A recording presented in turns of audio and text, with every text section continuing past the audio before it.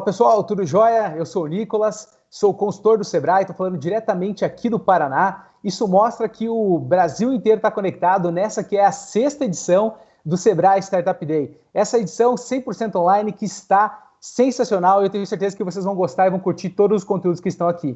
E essa palestra que você vai assistir agora é uma palestra sensacional, case da startup Incognia, e eu vou convidar agora o palestrante que vai contar sobre a sua história, né? Uma história de resiliência e também de ingenuidade. André, agora é contigo, cara, manda ver.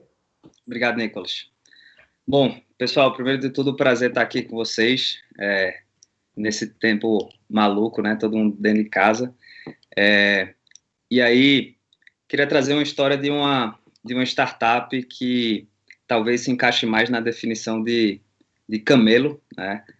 Recentemente essa palavra começou a ficar popular no meio dessa pandemia, que é justamente uma definição para startups que conseguem ser resistentes aí a adversidades, né? Então, contando um pouco do nosso histórico, a empresa, na verdade, ela vem de uma inspiração de longa data para mim, que é quando eu ainda era criança, pelo fato do meu pai ser professor da área de computação, né, ele é professor lá da Universidade Federal de Pernambuco, eu acabei tendo muito acesso ao mundo de computação, de tecnologia, internet e tudo mais, e por conta disso, enfim, criei uma curiosidade muito cedo, né. Uma dessas curiosidades foi aprender a quebrar computador, né, quebrar sistemas, quebrar softwares, tentar entender ali como ele funcionava, não para construir, mas de fato para entender falhas e penetrar nesses sistemas. Enfim, sempre me interessei muito por esse assunto e ao mesmo tempo ficava muito assustado com o quão fácil era fazer tanta coisa, tinha tanta ferramenta disponível que, enfim, uma criança podia fazer bastante estrago se quisesse, né? Então aquilo me deixou um pouco assustado, ao mesmo tempo me deixou muito curioso e eu decidi, ainda naquela época, fazer computação, né? E aí, enfim, alguns anos para frente, eu virei oficialmente aluno do meu pai, né, na faculdade, e aí ele me introduziu para um outro tema, chamado computação ubíqua. O que é esse tema, né? Basicamente uma visão, né, para a computação em que a tecnologia ela se torna tão presente na nossa vida que a gente deixa de perceber, né? Seria mais ou menos como a energia elétrica, né, que hoje em dia ela é tão comum na nossa vida que a gente usa o tempo todo e a gente nem percebe que essa tecnologia está por trás, né? No caso, computação, internet, a gente ainda tem que ficar carregando dispositivos com a gente, enfim, e digitando em teclados coisas que não são tão naturais, né?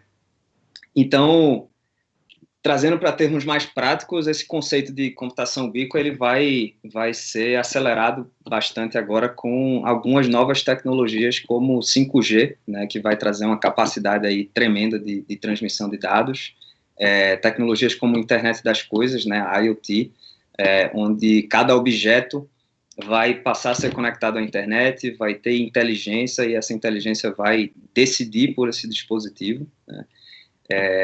E, enfim, hoje a gente que carrega pelo menos um computador com a gente o tempo todo, né? Um computador que liga, mas isso aqui é um computador muito mais do que um celular e um telefone, e um laptop como esse que está aqui na minha frente, né? Então a gente ainda tem que carregar esse tipo de coisa, e cada pessoa tem mais ou menos 1 ou 2 computadores na sua vida, né? Daqui a 5, 10, 15 anos, a gente vai ter, cada um de nós, centenas de computadores, né, em cada objeto que a gente carrega com a gente, mas, ao mesmo tempo, cada ambiente que a gente visita vai ter centenas ou milhares de outros computadores, né? Então, essa lâmpada aqui nesse quarto vai ter conexão com a internet, a fechadura da porta aqui, enfim, vários outros dispositivos que tiverem em qualquer ambiente. E aí o que acontece? Essas duas influências, né, que eu tive ainda muito cedo, acabaram se juntando e veio o seguinte pensamento: se é tão fácil quebrar esses sistemas computacionais, né, e ao mesmo tempo a gente vai ter um mundo totalmente conectado, que vai estar tomando decisões que vão afetar a nossa vida a todo momento, isso significa que corre o risco da gente perder controle da nossa vida. Por quê? Porque se alguém hackeia meu dispositivo pessoal, hackeia os dispositivos que estão na minha casa, ou até hackeia meu carro, por exemplo, essa pessoa pode fazer muito mal a mim, né? Então, imagina o seguinte, uma pessoa descobre qual é o meu carro, um carro conectado à internet, e ele tem um sistema de dirigir sozinho, né? Um carro autônomo. Bom, a pessoa pode hackear meu carro e pode me matar, certo? Ou vamos supor que, sei lá, tem um equipamento num hospital e eu estou internado nesse momento, e esse equipamento está sendo necessário para manter minha vida. A pessoa pode invadir esse equipamento e também acabar com a minha vida. Então, assim, a computação e a internet vai ter vai continuar crescendo muito, vai continuar entrando em cada vez mais dispositivos, e o grande risco que está associado à nossa perda de privacidade na internet está justamente direcionado a esse tipo de coisa, né? Então, se eu não tenho privacidade na internet, vai ser fácil lá na frente para alguém descobrir qual é o meu carro, né? Vai ser fácil lá na frente para descobrir se eu fui no hospital e em que quarto eu estou e qual é o equipamento que está cuidando de mim, né? Então, a inspiração para criar a empresa foi justamente esse problema, né, que pode ser um problema gravíssimo, pode ser um dos grandes malefícios que a internet pode trazer para a humanidade, né? E, enfim, resolver esse problema, para mim, se tornou meio que uma obsessão quase, de fato achar uma solução para isso, né? Então, naquela época, quando veio esse pensamento, assim, dessa possibilidade, deu uma agonia grande, e ao mesmo tempo eu comecei a pensar, beleza, o que é que a gente tem que fazer para resolver isso, né? E aí, um belo dia, veio uma ideia de como chegar lá, e essa ideia foi relacionada à tecnologia de localização, né? Por quê? O pensamento por trás era, a gente vai ter que criar uma forma, né, de gerar uma identidade digital para as pessoas, que vai conseguir conectar ela com essa internet das coisas, né, vai conseguir fazer essa internet das coisas ser útil para ela, conseguir prover serviços e conteúdos para esse usuário de maneira personalizada, né, então ter muito conhecimento sobre o comportamento dele, mas ao mesmo tempo não ter acesso à minha identidade real, né? Então, não saber meu nome, não saber meu CPF, não saber meu telefone, nenhuma informação que me identifique na sociedade. Então, seria literalmente criar uma identidade digital para as máquinas, né? E aí a ideia de utilizar localização foi pelo seguinte, se a gente está falando de internet das coisas, a gente está falando de internet que está presente em ambientes físicos, né? Então, para poder conectar você com esses dispositivos, você vai ter que utilizar alguma tecnologia de localização para saber onde você está, perto de quais dispositivos você se encontra, né? E aí conecta você com tudo isso. A segunda razão pela qual a gente resolveu olhar para a localização foi o fato de localização, né, o comportamento de localização, ele é único para cada pessoa. Então, assim, não existe nenhuma outra pessoa no planeta que vai exatamente para os mesmos lugares que você nos mesmos momentos, certo? Então, a ideia é justamente que o comportamento de localização ele pode se tornar um identificador tão poderoso quanto, sei lá, sua íris, sua impressão digital ou sua face, né, que é usada hoje nos sistemas de autenticação. Mas com a vantagem que isso não está associado ao meu corpo, isso eu posso mudar, isso eu posso apagar, isso eu posso controlar a qualquer momento, né? Então, enfim, essa era a ideia por trás, e na época eu estava com um grupo, né, da faculdade, a gente trabalhava junto desde o início, a gente estava no 5º semestre, e aí surgiu uma disciplina onde todo mundo era meio que incentivado a criar uma startup, né? Essa disciplina é famosa lá no Centro de Informática da UFPE, chamada Projetão, e aí, enfim, eu trouxe essa ideia para o pessoal. No começo deram risada, mas logo depois compraram o conceito e se apaixonaram por esse problema junto comigo, né? Então, depois que a gente começou a trabalhar, né, nesse projeto da faculdade, aí a gente começou, de fato, a desenvolver essa solução, né? E, enfim, na época a gente tinha a menor noção do que estava fazendo, mas, ao mesmo tempo, a gente já falava que queria que isso fosse uma empresa, né? Então, a gente começou a fazer pesquisa em tecnologia de localização, a gente conseguiu criar um sistema super preciso. Isso foi por volta de 2010, 2011, né? E esse sistema de localização que a gente criou, em 2014, foi premiado como o sistema de localização mais preciso disponível no mercado global, né? Mas beleza, isso aí era tecnologia, isso era a visão da empresa. Só que, qual era o problema que a gente enfrentava lá atrás, quando a gente estava começando a pensar como empresa em cima dessa ideia, né? O problema não existia. Não tinha internet das coisas, as discussões sobre privacidade não eram como são hoje, né? Não se falava de 5G, enfim, não tinha nada que, de fato, provasse que essa teoria que a gente tinha, que isso ia se tornar um grande problema, de fato, era um problema, né? Então, a gente tinha que criar uma empresa com uma visão muito de longo prazo para resolver um problema que talvez nem viria a existir, né? Mas a gente queria continuar desenvolvendo a tecnologia, a gente queria continuar tocando esse desenvolvimento até chegar a hora certa, né? Então, a gente teve que adaptar essa ideia, essa tecnologia para aplicações que fossem mais palpáveis naquela época, né? E aí a gente errou pra caramba. O primeiro produto que a gente fez com essa tecnologia de localização foi um produto para shopping centers. A gente passou um ano desenvolvendo isso, não conseguiu ganhar um centavo. Depois a gente fez um produto para desenvolvedores de apps, onde eles iam poder usar essa tecnologia de localização para que as pessoas pudessem navegar dentro de ambientes fechados, como shoppings, aeroportos, museus e etc. Passamos mais ou menos um ano também trabalhando nisso e não deu em nada. Enfim, já eram 3 anos de desenvolvimento que a gente estava fazendo, né? O período da faculdade, esse primeiro produto, depois o segundo produto. E a gente não tinha conseguido levantar investimento ainda. A gente passou 3 anos tentando levantar o primeiro investimento e a resposta dos investidores na época era mais ou menos na seguinte linha, assim, eles perguntavam para a gente se já tinha alguém nos Estados Unidos fazendo isso, implementando essa ideia, e a gente falava que não, né? E aí a resposta deles não quero investir nesse negócio que o risco é muito alto. Então, beleza.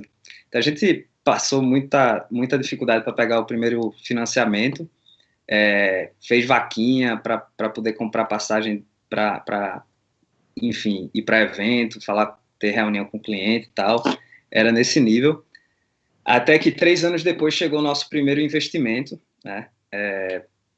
E aí, quando aquilo aconteceu, a gente já estava meio que numa fase que a gente estava pensando na próxima ideia, né? Estava pensando no próximo produto que a gente iria fazer, e veio um produto que, de fato, começou a ganhar velocidade. Foi lançado perto de 2015, um produto que usava essa tecnologia de localização para ajudar os players de e-commerce a entender o comportamento do consumidor no mundo físico, né, e conseguir anunciar para esse usuário com alguma oferta do e-commerce. Enfim, a gente lançou esse produto voltado para a área de marketing, né? E ele começou a crescer muito rápido. A empresa que passou assim, um tempão sem faturar nada, passou um tempão sem conseguir investimento, quando lançou esse produto, no 3º mês estava lucrativa e crescendo pra caramba, né?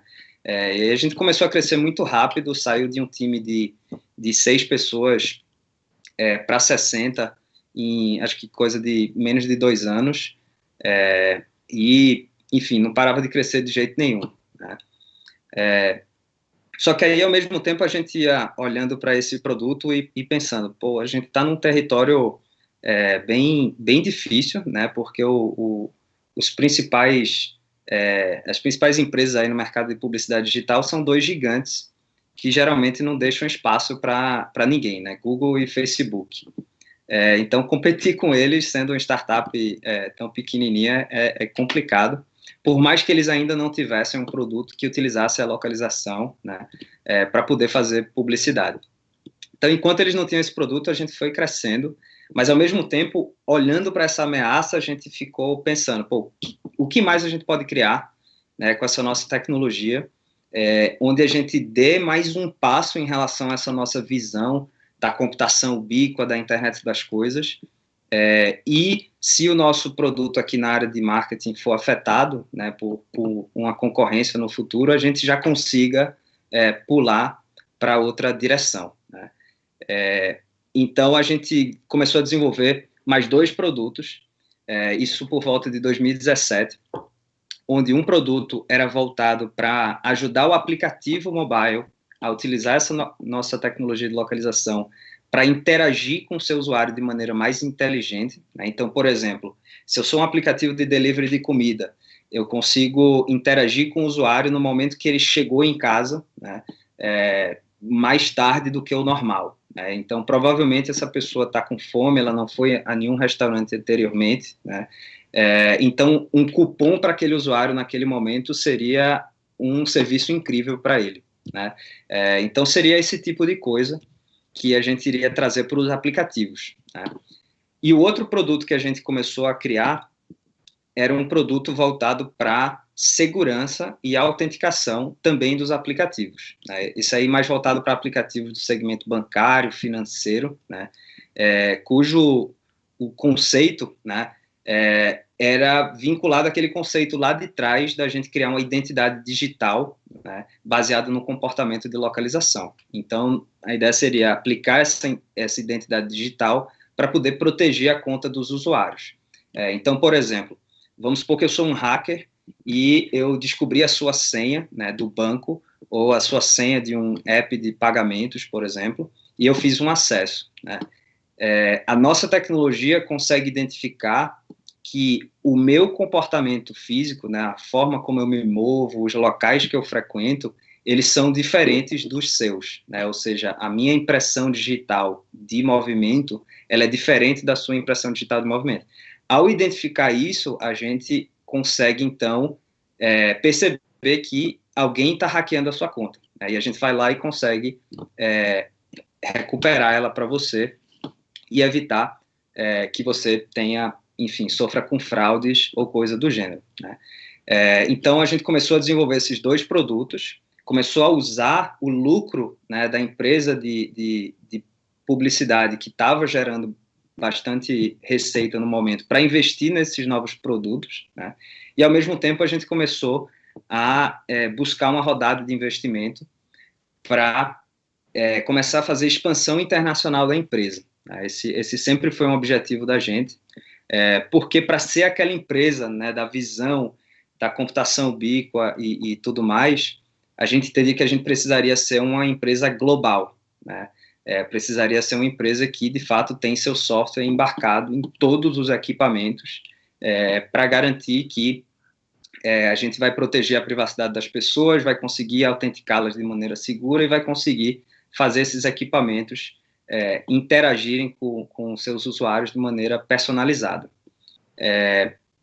Então, enfim, começamos a desenvolver esses produtos, começamos a buscar esse novo investimento, e finalmente a gente trouxe essa rodada em 2019, né, ano passado. A gente levantou 20 milhões de dólares, uma rodada muito maior do que todas as que a gente já tinha levantado até então. A gente cresceu de maneira mais orgânica, né, com o próprio faturamento, com a própria receita que vinha dos clientes, e menos com capital externo de investidores. E aí, com essa captação, beleza, agora chegou a nossa hora, vamos correr para lançar esses produtos que a gente já vinha desenvolvendo e lançar eles já no mercado americano, né? Lançar eles já nos Estados Unidos.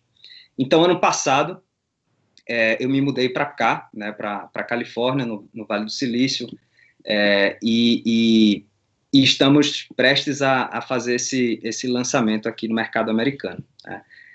Mas aí, ao mesmo tempo que a gente levanta uma rodada e, enfim, está tudo apontando para cima, começam a acontecer alguns problemas, né? Aquele problema que a gente tinha mapeado lá atrás, da ameaça de concorrentes muito grandes, né, como Google e Facebook, começarem a lançar seus produtos e que utilizavam localização também, né, para poder fazer publicidade direcionada para os usuários, aconteceu, né? Hoje em dia, tanto Google quanto Facebook têm produtos que permitem uma empresa, né, pegar a localização de usuários dos aplicativos, tanto do Facebook quanto dos aplicativos do Google, e fazer publicidade para eles e depois saber se eles foram para uma loja física, né? Então, essa concorrência, ela não é simples, né? A gente começou de fato, sofrer com isso, até que chegou o ponto, no começo desse ano, em que estava muito difícil, enfim, resistir, né? Os preços deles eram muito mais baixos, e o volume de usuários, né, que Google e Facebook têm acesso é muito maior. Então, chegou num ponto que aquele negócio altamente lucrativo de mídia que a gente tinha lá atrás deixou de ser lucrativo. Ao mesmo tempo, no começo desse ano, começou toda a questão da Covid, né? E o conceito do nosso produto de publicidade, né, de justamente conseguir anunciar para as pessoas através do seu comportamento físico e levar essas pessoas para dentro das lojas dos nossos anunciantes, né? Então, nossos anunciantes eram principalmente empresas de varejo físico, como, por exemplo, Magazine Luiza, né? E aí, o que acontece? Com essas duas coisas somadas, né, tanto a competição quanto também a Covid, a gente não conseguiu fazer o negócio de mídia ser lucrativo e a gente teve que passar por uma grande transformação, né? A gente teve que se adaptar, mais uma vez, a essa adversidade. Então, o que é que a gente acabou tendo que fazer, né? Primeiro de tudo, a gente precisou reduzir a empresa, né? Se a gente não tivesse feito isso, a gente provavelmente iria fechar as portas em poucos dias, né, olhando para a data que a gente está aqui no ano, porque um negócio que era altamente lucrativo começou a dar um prejuízo muito grande, né, e aí, enfim, corria o risco aí da empresa acabar, né, mas ao mesmo tempo, o que é que aconteceu?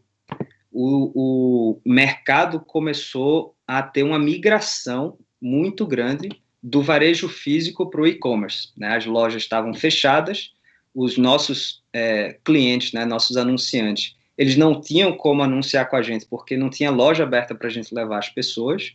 Então, esse produto ele foi altamente afetado e a gente teve que diminuir o tamanho dessa operação, né? Ao mesmo tempo, como as lojas estavam fechadas e as pessoas migraram para o e-commerce, né, migraram também dos bancos físicos, né, das agências bancárias, para os aplicativos financeiros, né, os aplicativos bancários, a gente viu um crescimento gigantesco nas fraudes digitais, né? Então, por exemplo, se você vê os casos como os benefícios, né, que estão sendo distribuídos pelo governo nesse momento, através das carteiras digitais, enfim, o crescimento do e-commerce, agora onde as pessoas estão fazendo mais compras online por conta das lojas fechadas, enfim, o volume de fraudes é imenso. Nunca cresceu tão rápido o mercado de fraude, né, o mercado de segurança digital, como está acontecendo no meio dessa pandemia. E aí, desde 2017, a gente vinha desenvolvendo um produto exatamente para isso, né? Uma identidade digital baseada em localização, voltada para a proteção ali das contas digitais dos usuários. Então, no meio dessa coisa toda, o que a gente resolveu fazer foi virar a empresa totalmente para esse negócio, né? Então, a gente fez uma grande realocação de pessoas. Hoje em dia, tem mais de 80% das pessoas alocadas nesse produto de prevenção à fraude, né? E de segurança para os usuários, enquanto o restante da empresa a gente colocou num projeto muito mais voltado para o social, né? Em que a gente começou a utilizar essa nossa tecnologia de localização e os dados que eram gerados para a gente conseguir contribuir com a sociedade em relação ao controle da pandemia, né? Então, a gente criou o que a gente está chamando de índice de isolamento social, que está disponível no site da Inloco, inloco.com.br, em que a gente mostra, né, em todos os estados como é que está o percentual de pessoas que está deixando sua casa, que está deixando a sua região e não está, né, seguindo as recomendações de isolamento ou de distanciamento social. Então, a gente, enfim, virou a empresa completamente para esses dois projetos, né? E aquele produto que eu falei para vocês, que era voltado para fazer os aplicativos, né, ficarem mais inteligentes a partir do comportamento de localização e interagirem com seus usuários de maneira mais personalizada, também foi afetado pela Covid, pelo mesmo motivo, né, do produto de publicidade, que foi o fato das lojas físicas também estarem fechadas. Nesse produto, o que a gente fez, na verdade, foi mudar o modelo de negócio dele radicalmente, onde a gente resolveu abrir esse produto gratuitamente para qualquer desenvolvedor, para qualquer startup, enfim, qualquer empresa que tenha um aplicativo, né, para conseguir usar esse produto gratuitamente, ter um contato com a nossa tecnologia, testar, enfim, ver como é que ela funciona, porque todos esses aplicativos eventualmente podem ter problemas relacionados à fraude, à autenticação e segurança, né? Então, a gente lançou esse produto de graça para ter uma forma de chegar com mais velocidade nos apps, né? E aí depois vender os nossos serviços de segurança para esses mesmos aplicativos, né? Então, foi uma mudança radical na empresa que a gente fez, uma mudança no modelo de negócio, uma mudança no produto, no posicionamento da gente dentro do mercado, né? Enfim, e agora estamos muito, muito perto de lançar, agora em junho, a Incognia, né, que é justamente o nome novo para essa empresa que a gente está, enfim, renascendo, né, das cinzas, eu diria, durante esse momento tão difícil. Então,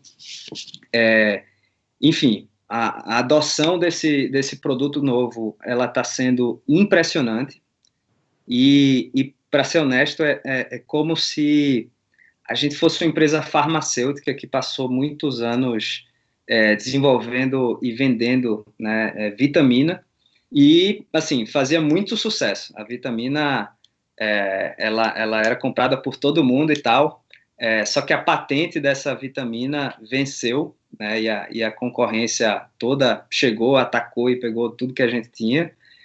Ao mesmo tempo, chegou um momento maluco no mundo que ainda por cima acelerou ainda mais a queda desse produto, né, a queda desse negócio para a gente.